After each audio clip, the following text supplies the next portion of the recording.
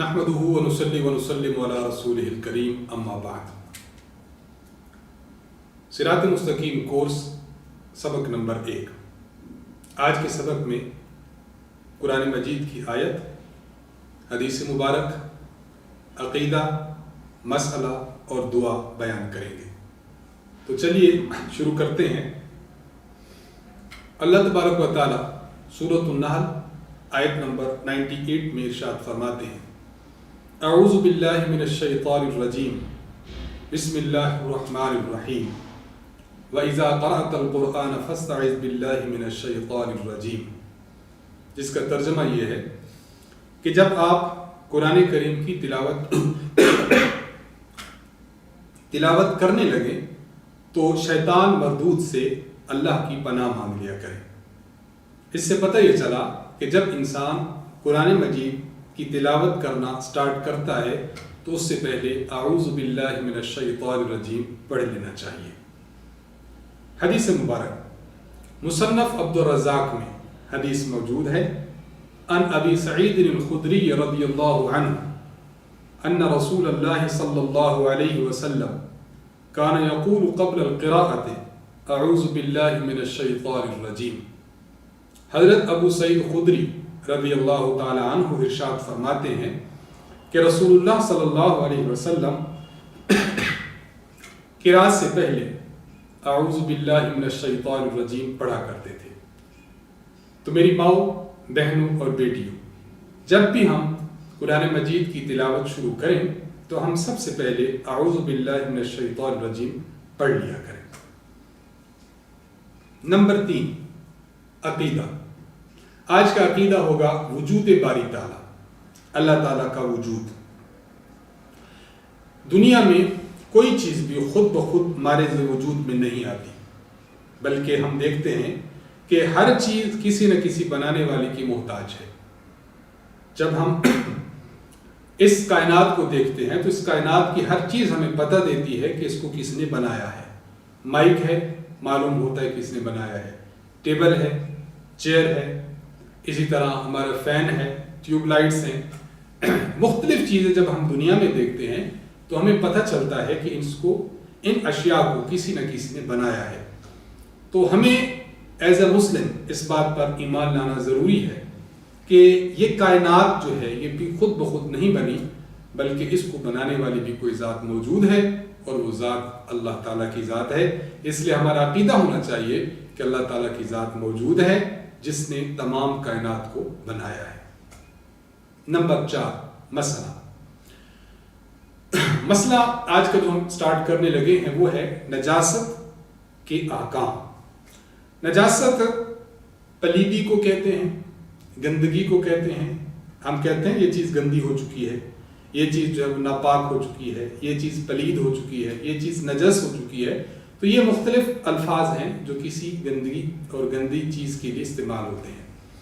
نجاست کی 2 قسمیں ہیں۔ نمبر 1، نجاست حقیقی اور نجاست حکمی۔ نجاست حقیقیہ یہ ہے کہ ایسی نجاست جو انسان کو دیکھنے میں نظر آئے۔ اب دیکھیں ایک بچہ ہے، اس نے پوٹی کر دی، اب یہ نجاست نظر آتی ہے۔ ایک بندے کے جسم پر شراب گر گئی، یہ نجاست ہے۔ کسی کے جسم پر پخانہ گر گیا، یہ نجاست ہے۔ تو نجاست حقیقیہ اس نجاست اور گندگی کو کہتے ہیں جو دیکھنے میں نظر آئے۔ نمبر 2، نجاست حکمیہ۔ اس نجاست کو کہتے ہیں جو دیکھنے میں نظر تو نہ آئے لیکن معلوم ہو کہ یہ نجس اور ناپاک ہے۔ ایک بندے کا وضو ٹوٹ گیا، آپ کہہ دیں گے ناپاک ہے، اب قرآن کو نہیں چھو سکتا۔ ایک بندے پر غسل واجب ہو گیا، اب آپ یہ نہیں کہہ سکتے کہ یہ مسجد میں داخل ہو سکتا ہے، یہ قرآن کریم کو ہاتھ لگا سکتا ہے، یہ زبانی قرآن مجید کی تلاوت کر سکتا ہے، نہیں۔ اب یہ نجاست ایسی ہے جو نظر نہیں آتی لیکن حکم ہے کہ یہ نجس اور ناپاکی ہے۔ تو نجاست کی 2 قسمیں ہیں، نجاست حقیقیہ اور نجاست حکمیہ۔ نجاست حقیقیہ، اس کی مزید 2 قسمیں ہیں۔ ایک کو کہتے ہیں نجاست غلیظہ، ایک کو کہتے ہیں نجاست خفیفہ۔ دونوں کی ڈیفینیشن سمجھ لیں تو بات آگے سمجھنا آسان ہوگی۔ نجاست غلیظہ اس نجاست کو کہتے ہیں کہ غلیظ کہتے ہیں تھک کو، اور بھاری پن کو، جسے ہم یوں کہہ سکتے ہیں کہ جس کی نجاست اور جس کی ناپاکی بہت سخت ہو اور اس کی تھوڑی سی مقدار تو معاف ہو، زیادہ مقدار معاف نہ ہو، اسے کہتے ہیں نجاست غلیظہ۔ اور دوسری قسم نجاست خفیفہ، اس نجاست کو کہتے ہیں کہ جس نجاست کے ناپاکی، پلیدی یہ بہت سخت تو نہ ہو بلکہ پہلی سے کچھ نرم ہو اور اس کی زیادہ مقدار معاف ہو، ہاں اس سے جو آگے لمٹ سے جو آگے تجاوز کرے گی وہ معاف نہ ہوگی۔ تو نجاست حقیقیہ کی دو قسمیں، نجاست غلیظہ، اس کی تھوڑی مقدار معاف ہے، زیادہ معاف نہیں۔ نجاست جو خفیفہ، اس کی زیادہ مقدار معاف ہے، اس سے زیادہ معاف نہیں ہے۔ یہ میں نے دونوں کی ڈیفینیشن آپ کے سامنے پیش کی ہے تاکہ ہمیں ان کا معنی اور مفہوم جو ہے وہ ہمارے ذہن میں آ جائے۔ مثال کے طور پر ہم نجاست غلیظہ کی بات کرتے ہیں۔ نجاست غلیظہ میں شراب ہے، یہ نجاست غلیظہ ہے۔ انسان کا پیشاب ہے، یہ بھی نجاست غلیظہ ہے۔ پاخانہ ہے، خون ہے، منی ہے، یہ نجس چیزیں ہیں۔ اسی طرح مرغی ہے، مرغابی ہے اور بطخ ہے، ان کی جو بیٹ ہے یہ بھی نجاست غلیظہ ہے۔ اسی طرح حرام جانوروں کا جو پیشاب ہے یہ بھی نجاست غلیظہ ہے۔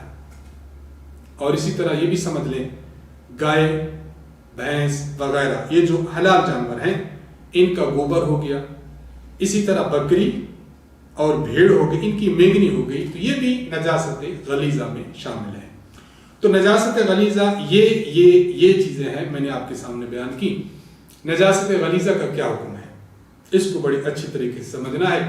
اگر ان چیزوں میں سے جو نجاست غلیظہ ہیں کوئی ایک چیز بندے کے جسم پر یا انسان کے کپڑوں پر لگتی ہے، یا آپ نماز پڑھ رہی ہوں، نماز کی جگہ پر پڑی ہو، فرش ہے اس پر آپ نماز پڑھ رہی تھی، اس پر لگی ہوئی ہے، آپ اوڑھنی اوڑھ کر نماز پڑھ اس پر لگی ہے، تو اب دیکھا جائے گا کہ اگر نجاست غلیظہ کی اتنی مقدار آپ کے جسم یا کپڑے پر لگی ہے کہ مثال کے طور پر ایک دائرہ لے لیں اور اس کا جو ڈائی میٹر ہے، قطر جسے کہتے ہیں، اگر اس کا ڈائی میٹر 1 انچ کے برابر ہو، جسے ہم ہتھیلی بھر بھی کہتے ہیں، عام طور پر ایک سکہ ہوتا ہے، سکہ چھوٹا سا، اس سکہ کے برابر اگر نجاست غلیظہ ایسی ہے کہ وہ ایک سرکل ہو اور اس کا 1 انچ ڈائی میٹر ہو، اس کے برابر یا اس سے کم ہے، تو ایسی نجاست کے ساتھ نماز پڑھ لیں تو نماز بھی ہو جائے گی۔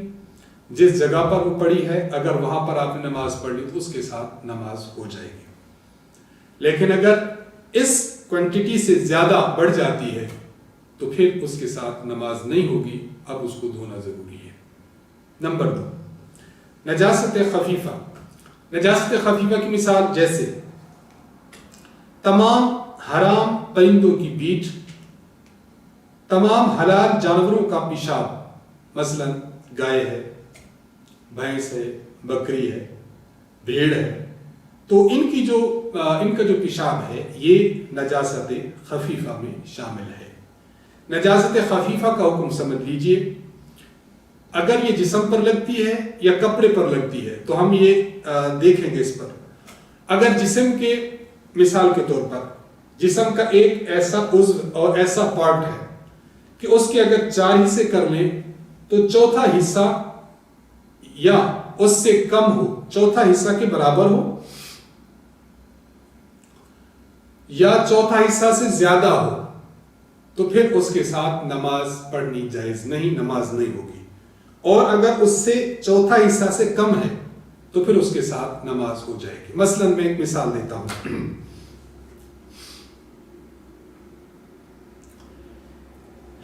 نجاست خفیفہ، ایک خاتون نماز پڑھ رہی تھی، ان کی جو کلائی ہے یہاں سے لے کر یہاں، اس کے ہم نے 4 حصے دیکھے، 4 حصے کیے، تو ان میں سے جو ایک حصہ ہے اگر اتنی نجاست خفیفہ لگی ہوئی ہے یا اس سے زیادہ ہے، اب نماز نہیں ہوگی۔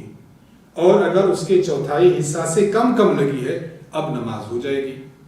ایک خاتون نے اوڑھنی پہنی ہوئی ہے، مثال کے طور پر وہ 2 میٹر کی ہے، تو اب ہاف میٹر کے 4 حصے ہو گئے۔ اوڑھنی کا چوتھائی حصہ یعنی ½ میٹر سے کم نجاست خفیفہ لگی ہوئی تھی اور اس نے نماز پڑھ لی، ہم کہہ دیں گے نماز ہو گئی. لیکن اگر نجاست خفیفہ اتنی لگی ہے کہ اوڑھنی کا چوتھا حصہ یعنی ہاف میٹر سے یا ہاف میٹر ہو یا ہاف میٹر سے بڑھ جاتی ہے، اب ہم یہ حکم دیں گے کہ اب اس کی نماز نہیں ہوئی. تو یہ نجاست خفیفہ اور نجاست غلیظہ، اس کی ڈیفینیشن اور اس کی ایگزامپلز میں نے آپ کے سامنے پیش کر دی. آگے سمجھے، نجاست کو حقیقی جو نظر آ رہی ہے، یہ جو دونوں کی دونوں ہے، خفیفہ ہو یا غلیظہ ہو، آپ نے اس کو دھونا ہے تو اس کو دھونے کا طریقہ کار کیا ہوگا؟ اس کے لیے 2 شرطیں. نمبر 1، جہاں نجاست لگی ہوئی ہے اس نجاست کو ریموو کر دے پہلے. مثال کے طور پر ایک بندے کے کپڑے پر خون لگا ہوا، اب اس کو چاہیے ایک تو خون کو ریموو کرے. ریموو کرنے کے بعد اس جگہ کو اچھی طرح دھو لے. اچھی طرح دھونے کے پھر 3 سٹیپس ہیں، میں سٹیپ بائی سٹیپ آپ کے سامنے بیان کرنا چاہ رہا ہوں. پہلا سٹیپ یہ ہے کہ بعض مرتبہ کپڑا ایسا ہے یا کوئی چیز ایسی ہے جس نے نجاست کو چوس لیا. مثال کے طور پر یہ ٹیشو کو کپڑا سمجھے، یہ کپڑا ایسا تھا کہ جس پر نجاست گری اور نجاست نے اس کپڑے نے نجاست کو چوس لیا.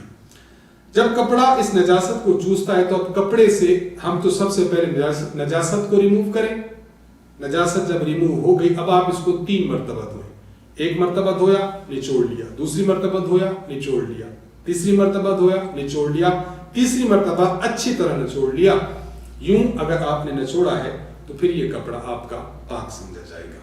پہلا سٹیپ یہ ہوگی. نمبر 2، بعض مرتبہ چیز ایسی ہے کہ جس کو آپ نچوڑ نہیں سکتے. مثال کے طور پر یہ ہمارے ہاں قالین بچھی ہے، یہ قالین ہے، اس پر کوئی نجاست گر کے بچے نے یہاں پر پیشاب کر دیا، ٹوٹی کر دی. اب اس کو ہم نے پاک کرنا ہے. اب نچوڑی نہیں جاتی تو اس کے آگے 2 طریقے. نمبر 1، آپ اس کو یہاں سے اٹھائیں. اٹھانے کے بعد آپ اس کو جہاں پر دھونا ہے وہاں لے جائیں اور آپ اتنا اس پر پانی گرائیں، اس کے ذریعے پائپ کے ذریعے اتنا پانی آپ نے گرا دیا بہت زیادہ کہ آپ کا دل مطمئن ہو گیا کہ اب یہ پاک ہو گئی ہوگی، تو یہ قالین پاک سمجھی جائے گی. نمبر 2، دوسرا طریقہ یہ کہ آپ اتنا پانی نہیں گراتے، آپ نے اس کو دیوار کے ساتھ ٹیک لگائی اور جہاں بچے نے خراب کیا تھا وہاں 1 مرتبہ دھویا. اس کا پانی رستا رہا، قطرہ قطرہ رستا رہا. جب قطرہ قطرہ گرنا بند ہو جائے آپ پھر دوسری مرتبہ دھوئیں. پھر قطرہ قطرہ گرنا بند ہو جائے آپ تیسری مرتبہ پھر دھوئیں. جب تیسری مرتبہ دھوئیں اور اس کے قطرے گرنا بند ہو جائے ہم سمجھ لیں گے کہ یہ قالین اب پاک ہو چکی ہے. ٹھیک، اس سے بڑھ کر تیسری بات، اگر ایسا ہے کہ قالین آپ کا اکھاڑ نہیں سکتے آپ. مثال کے طور پر آپ بعض دفعہ دیکھیں تو ہمارے گھروں میں قالین ہے جو نیچے ہمارے فلور کے ساتھ فکس ہوتا ہے، فرش کے ساتھ فکس ہوتا ہے. اگر قالین ایسا ہے جو فرش کے ساتھ فکس ہے تو اس کو اب کیسے دھویا جائے؟ آپ اس پر پانی تو نہیں لگا سکتے. اس کے لیے یہ ہے کہ پھر آپ کوئی کیمیکل لے لیں، پیٹرول لے لیں، کوئی ایسی چیز لے لیں، اس کے ذریعے سے آپ اتنے بار اس کو اچھی طرح صاف کریں، اتنے بار اچھی طرح صاف کریں آپ کا دل مطمئن ہو جائے اور اطمینان ہو جائے کہ اب یہ نجاست اور گندگی اور پلیتی دور ہو چکی ہوگی. تو اب بھی حکم ہو جائے گا اس بات کا کہ اب یہ قالین پاک ہو چکا ہے. تو یہ 2 چیزیں. اور سٹیپ نمبر 3، تیسری چیز ہم یہ دیکھتے ہیں، بعض مرتبہ ایسی چیز ہے کہ جس کو پونچھا جاتا ہے، آپ اس کو پونچھ سکتے ہیں، اس پر کیا کہتے ہیں اس کو نچوڑ نہیں سکتے. یہ شیشہ ہے، اس پر نجاست لگ گئی. چھری ہے، چھری پر خون لگ گیا. ان چیزوں کو، یا بعض خواتین کے جوتا ایسا ہے کہ جوتے کے نیچے نجاست لگ جاتی ہے. اب ان کو صاف کیسے کیا جائے؟ تو اس کے لیے حکم یہ ہے، موجود ہے کہ ایسی چیزوں کو مٹی وغیرہ سے رگڑ کر صاف کیا جا سکتا ہے. آپ اس کو اچھی طرح یہاں رگڑ لیں، یہ صاف ہو گیا. آپ نے کسی کھردرے کپڑے سے اس کو صاف کر لیا. آپ کا جوتا تھا، اس پر نجاست لگی ہے، جوتے کو زمین کے ساتھ اچھی طرح رگڑ لیا، یہ صاف ہو گیا. موزہ پہنا ہوا تھا چمڑے کا، اس کو زمین کے ساتھ رگڑا، صاف ہو گیا. چھری تھی گھر میں، نجس ہو گئی، آپ نے اس کو زمین کے ساتھ، فرش کے ساتھ اچھی طرح اس کو رگڑا، وہ صاف ہو جاتی ہے. تو نجاست کی اقسام اور نجاست کے بارے میں جو احکام تھے وہ آپ کے سامنے پیش ہو گئے. 5ویں بات، آج کی دعا. سونے سے پہلے انسان کو چاہیے یہ دعا مانگے، اللہم بسمک اموت و احیا. آپ بھی میرے ساتھ پڑھتے رہیں، اللہم बिस्मिका अमूतु व अहया। खुद भी याद करते रहिए और अपने बच्चों को भी सिखाते रहेंगे।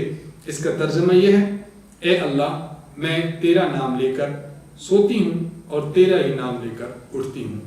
आज के सबक नंबर 1 के 5 पार्ट्स खत्म हो गए। व आखिरु दावाना अनिल हम्दुलिल्लाहि रब्बिल आलमीन।